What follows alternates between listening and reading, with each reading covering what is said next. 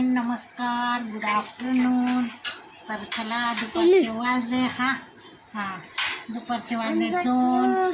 तर बघा आता आलो आहे मी कामावरून. कामं वगैरे झाले आणि मेहंदी भिजून गेली, मेहंदी लावली. हे बघा कुकर लावला आहे आणि भेंडीची भाजी केली आहे आत्ता 1:45ला. आता खूप लागली आता.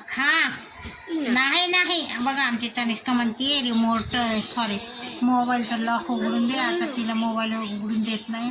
आणि कुकर झाला, वरण भात झाले, चपात्या करून गेलती आणि नाश्त्याला पोहे करून गेलती. म्हटलं आल्यावर भाजी करून. तर नेमका आज संडे असल्यामुळे सगळ्यांच्या घरी स्वयंपाकाला उशीर होते, खूप वेळ लागते.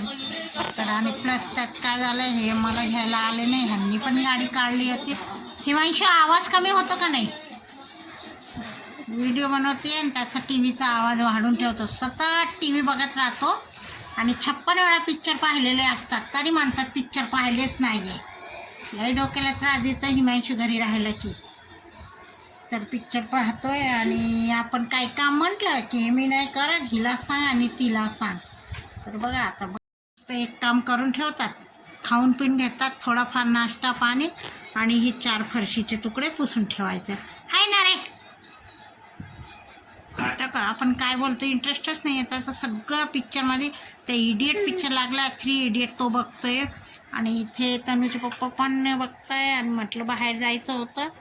तर आता बघू, वातावरण झालं पावसाचं. घरात अजून धुणं करूच तर जेवण करूच तर भांडे फरशीचं झाले, धुणं भांडे आणि जेवण करूच तर मला 3-3:30 वाजतील. आणि काय सुट्टीचा फायदा काहीच नाही. जीव वैतागून गेला आहे माझं. 4-5ला उठा आणि नुसते कामाला पळा.